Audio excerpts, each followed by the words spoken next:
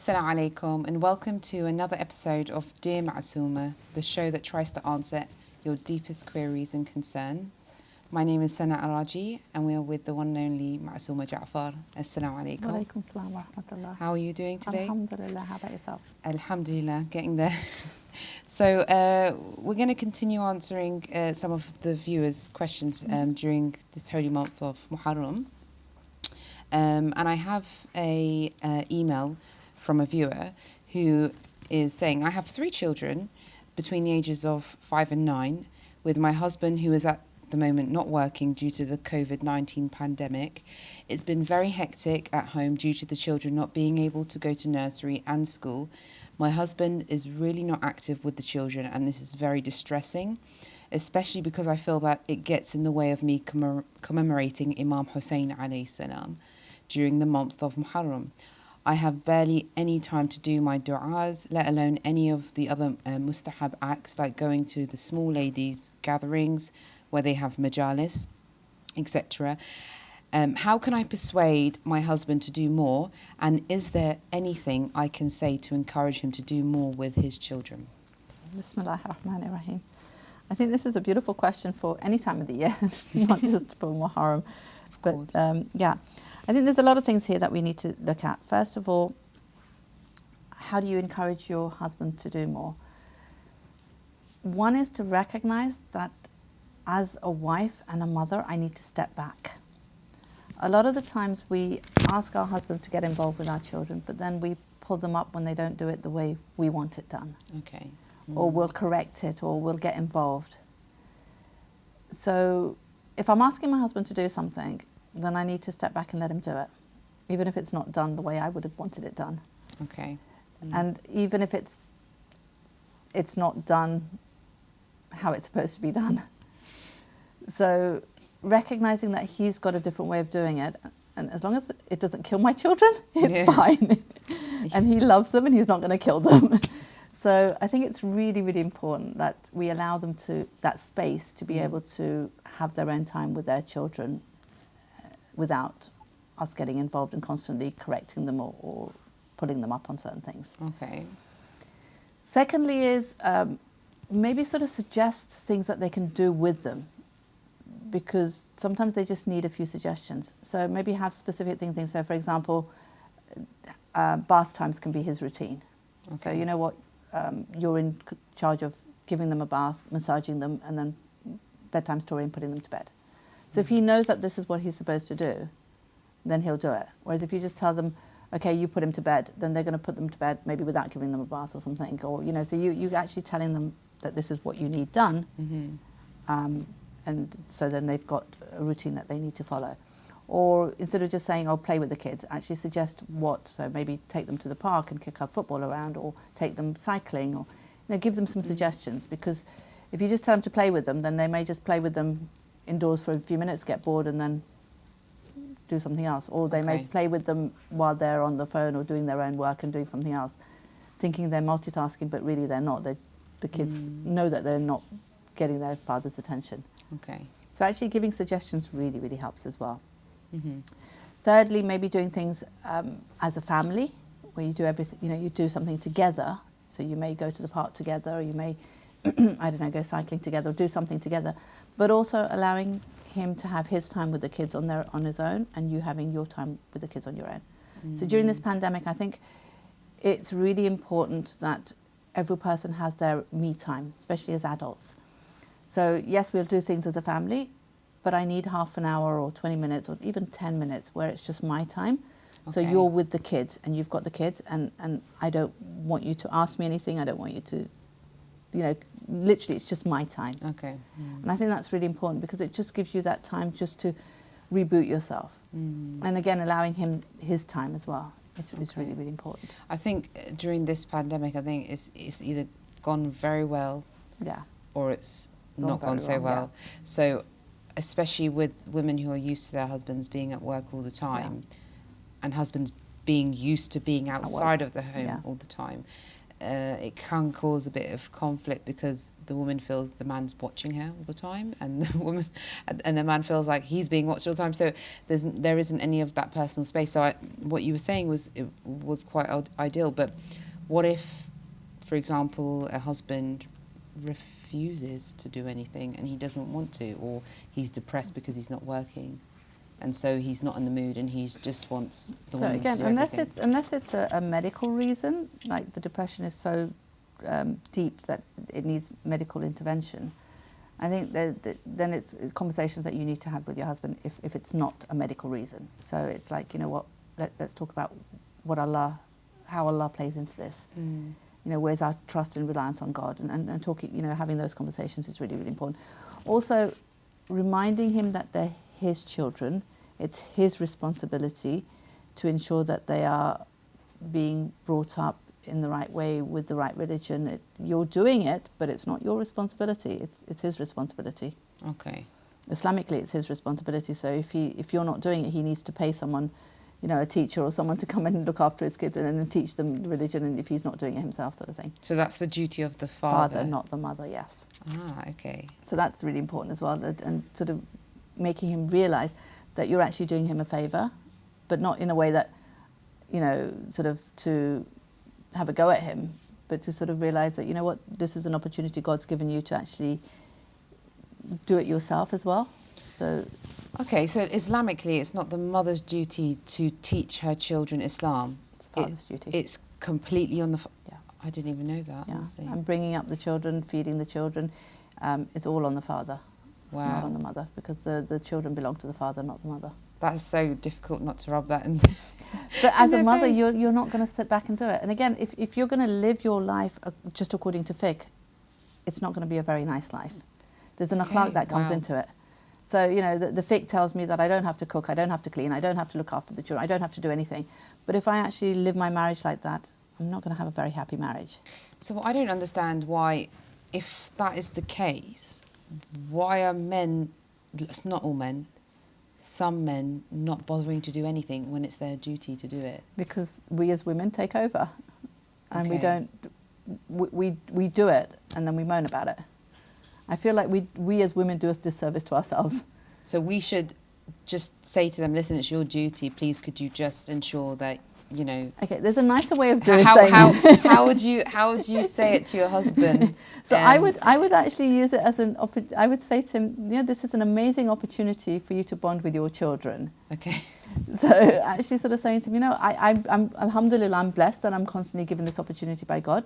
You're not normally, because you're at work. Okay. So how would you like to make the most of this opportunity that God has given you? Right, okay. Okay. It's a bit like a salesperson trying to sell something, isn't it? I think it's actually just not rubbing their faces in it and not forcing them to do something. I think as an adult, whenever you're forced to do something, you will sort of fight against it, because you know, as an adult, you don't want to be told what to do. So again, it's having those conversations, and it's respectful to have those conversations. I think it's really important. And I think as mothers, we can't help but be in our children's lives, and we wouldn't want that taken away from us. Of course, yeah. It's so, a blessing. you know, it is a blessing, and it's recognizing that it's a blessing. So I'm not saying anything that I don't believe and truly actually live, you know, by. So I'm actually sort of telling him exactly, you know, I am blessed that I am in my child's life. And, you know, and God, alhamdulillah, this pandemic has given you an opportunity to be in your child's life. So, you know, how do you want to make the most of it? What can I do to help you make the most of it? Okay, so if the husband, I'm not saying this husband, if a husband was to say to his wife, that is your job to teach them, is the wife allowed to kind of say, well, actually, Islamically, it's not? Yeah, again, you can do it in a respectful way. Islamically, it's actually not. Look, here's the Risala, here's the, you know, the fatwa by whichever marja you're following. That it's actually not my duty, it's your duty, and I'm actually, you know what, doing it, and you should be thanking me for it. Not that I'm doing it for you and I don't want thanks from you as such, but it is actually your duty, so you really do need to step up. I'm really sorry. Yeah. And if you turn around and say, you know what, I don't have time, you can make half an hour here or there. You can make time for your children. Definitely. How can you not have any time for your family? Your priorities are all messed up then. Put your phone down for an hour. Yeah. It's about, organising yourself such that you can make time. So even when they're back at work, they still can make time. So the evenings can be their time with their children. If you've been at home with your children the whole day, I mean, children are amazing. They're beautiful. But as adults, we need our adult time. We need, that time where we can just de-stress ourselves.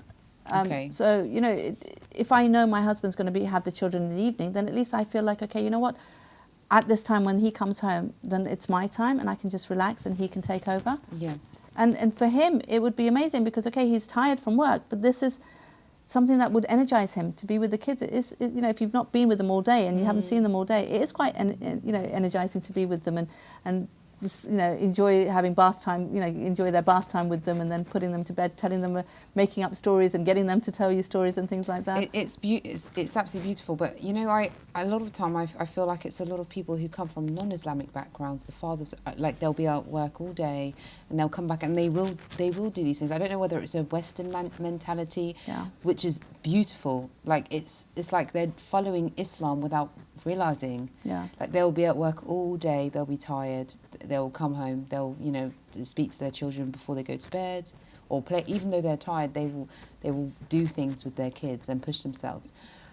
Whereas, unfortunately, I feel, again, I'm not being negative to any community in particular, but I feel that a lot of men from maybe Islamic backgrounds mainly. I think it's the culture because we're brought up as women to sort of believe that it's our duty to cook, to clean, to look after the kids, to do all of these things. That's the thing. And I think because culturally we're taught that, then we live by that, and therefore we don't have expectations from our husband, and therefore then they don't do it because they're not told to do it.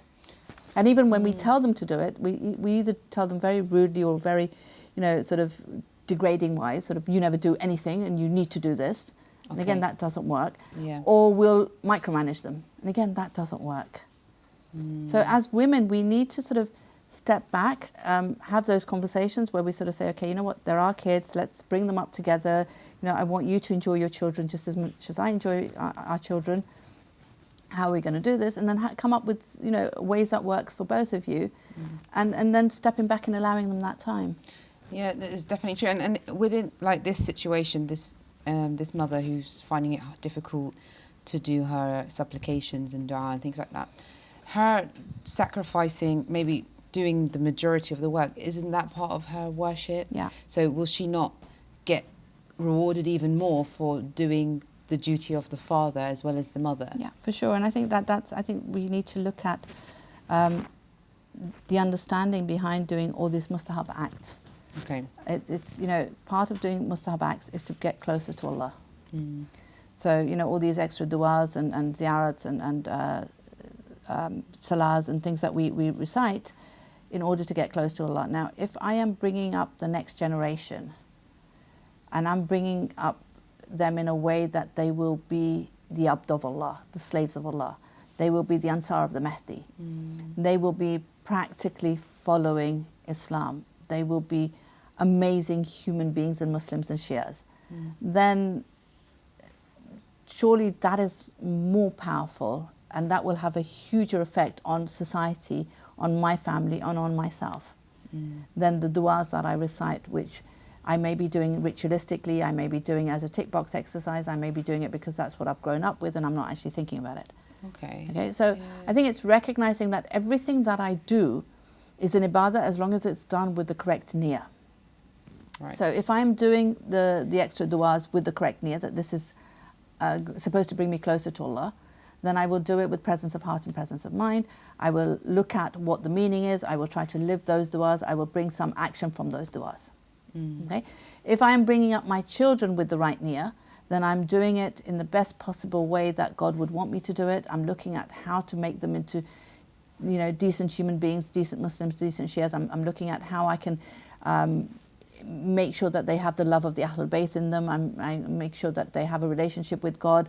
I'm looking at how to do it in the best possible way where I'm equipping them with everything that they require in order to be the best Muslims, in order to be able to submit to the will of Allah fully. Okay? If my niyyah is I'm bringing up my children so that they can take care of me in my old age, then my niyah's messed up a little bit. Okay. Did you see what I'm saying? Yeah. It's like, so if I'm just bringing up my children because I haven't really thought about it, but that's what I'm supposed to do, then again, because there is no intention and it's not connected to Allah, then I'm not going to do it the best possible way. If my niyyah is I'm doing it because my husband's not doing it, then there's going to be resentment there. Or I'm going to have expectation for my husband, because I did this for you, you're supposed to do something for me. Right. And why are you not doing this for me? Yeah, no, I understand. So I need to understand that whatever I'm doing, if the niyyah is for Allah, then my expectation is from Allah. So if my niyyah for doing du'as and extra ibadah, extra mustahab acts like fasting, or like, I don't feel the need to tell anyone else. And I know my reward will come from Allah, and I know that I will get something greater from Allah for putting myself through hardship. Okay. If my niyyah for bringing up my children is for Allah, then there is no expectation from my children, but the expectation is from Allah. So my children will take care of me. I don't doubt that. But it's because I've taught them to follow God's laws, and God's law says that you should take care of your parents. Yeah. It's not my expectation, it's God's expectation. Do you see the So slightly the difference in thinking? So Yeah. if, God forbid, if my children didn't take care of me in my old age, I would be disappointed, not at the fact that they're not taking care of me, because I'm not worried, because God will take care of me through someone else. If it's not my children, God's not going to abandon me. It'll be through someone else.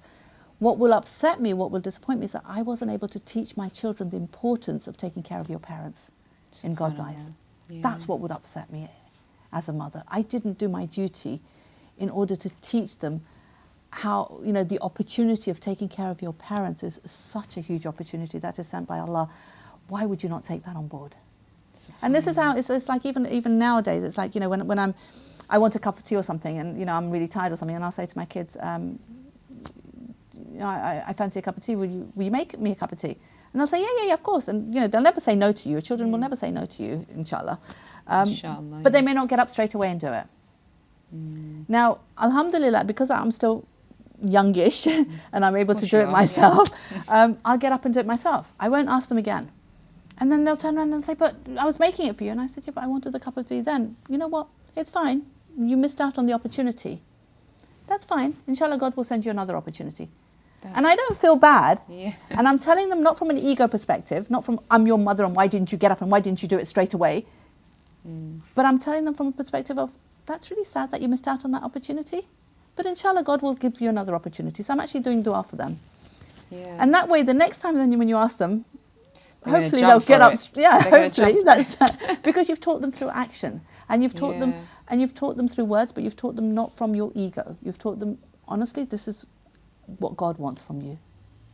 That's not what I beautiful, want. because you don't really think of it like that. When you break it down like that, that's really how it should be. Because then I'm taking myself out of the picture. So if I'm inshallah I'm not, but if I'm a rubbish mother, it doesn't matter, because you know what? You have to respect me because of the status that God has given a mother. It's not about me fulfilling, that's my accountability with God, and I'm going to have to answer to that. But don't mess up your akhirah because I've messed up mine. Do you see? It's like, so, especially when the children are teenagers, it's like, they'll have a lot of things that apparently you're doing wrong because you're not seeing it from their perspective.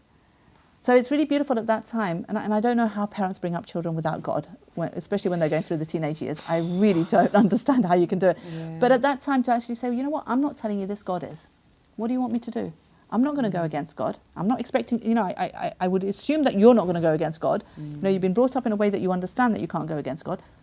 What choice do we have except to follow what God has told us to? Yeah, and I think that's from the very early on in their life. What you just said now was exactly a conversation I had with my eight-year-old, and I had to say it to her like that. And then, but why does God want me to do this? That we can try to find out. And then you can try and find that out. But it's just not allowing them to blame you, that it's not for you. Exactly. It's for Allah, and getting them to blame. And again, remember. if you build that relationship with God, then they're not going to hate God for it. If you haven't built a relationship, then they're going to start resenting God. So again, making sure you've built the relationship before you start teaching them the fiqh. Oh yeah, of course. It's really, really important. Yeah. And then secondly, actually sort of reminding them that, you know what, just because you're a teenager, just because you've got hormones surging through your body, doesn't give you the right to disrespect me. You have to respect me because that's what God said. Even if you disagree with the way I'm bringing you up, it doesn't matter. You still have to respect me. Yeah, definitely. That's important. I think, like, with this viewer, she has children between the ages of 5 and 9. Depending on whether it's a boy or girl, around 9 is when they become baligh. So before that, I feel they start to get hormonal changes already. So she's probably having to deal with, whether it's a girl, then teaching her about hijab. Teaching her about hijab, is that the mother or is that also the father? Well, all the religious duties are on the father, but I think as a mother, it'd be easier for you to teach because it's like you know what it feels like to wear hijab and everything. You can actually empathise with the person. Yeah, I was going to say. So it's really important. But I think here also, the children are very, very young, so they're still masum. Of course. You know, they've not committed any sins as such. Yes. So again, recognising that, you know, you may want to go to the majalis yourself because you're going to get more out of it. You're going to be able to concentrate. But to take your child to the majalis is really important because it's allowing them to connect to, again, the soul of Bibi Fatima alayhi salam, who is in every majalis where the Masayib of Imam Hussein is recited, to allowing them to sort of see this concept of us coming together because of the love of Imam Hussein alayhi salam, maybe picking up some things, you know, the akhlaq of what it's like to be in a majalis. All of these things are things that they'll learn and benefit from, and the majalis become second nature to them. So if they don't have it in their lives when they grow up, they feel uncomfortable. Yeah. So again, it's really important to ensure that, you know what, as a mother, yes, I'd want to go on my own, but as a woman, I'd want to go on my own, but as a mother, I need to make sure that I'm taking my kids as well, so that they're learning and making this part of their life as well. So I know she wants her husband to step up and do more and be with the children more, but recognising that, again, this is an opportunity sent by Allah for her to take and do as much as she can with the children. It's like, you know, a lot of the times we'll do so many things. It's like, for example, you know, we'll have these lectures and we'll go to these lectures and we'll do all this reading and we'll do all these things. And again, the aim is to get closer to Allah. What best way to get closer to Allah than to bring up another human being to be the servant of Allah, to be the slave of Allah? And I have full power over that human being as a mother when they're young. And I can have so much influence on that child's life. Why would I want to give up on that? It's such an opportunity. And again, we don't see it as an opportunity, but as a burden, especially because it's like, why isn't he doing it? I would be thinking, thank God he's not doing it. That means I get more opportunity. I can do more. Yeah. When he's taking over, I have less time. But at the same time, recognising that I'm human and I need my own time and I need rest as well. So yeah, I need him to help, and having those conversations is important. Definitely. And one final thing with the going to majalis, like you mentioned, with dad being at home, they could organise where if they've got boys, the boys go with dad to majalis and the girl go with mum. You know, I don't know how many boys or girls they have. Yeah. But they can sort that out, you know, find a way. Maybe she takes one, he takes two of the younger ones with him, so that at least he's got, you know, he has responsibility with them, and also it's the duty of the father with the, and also I think it's the boy has to learn from his father to a certain extent, especially the akhlaq of being, you know, in a majalis and how it, because it's different in the men's side and it's different in the women's side, and I think it's important.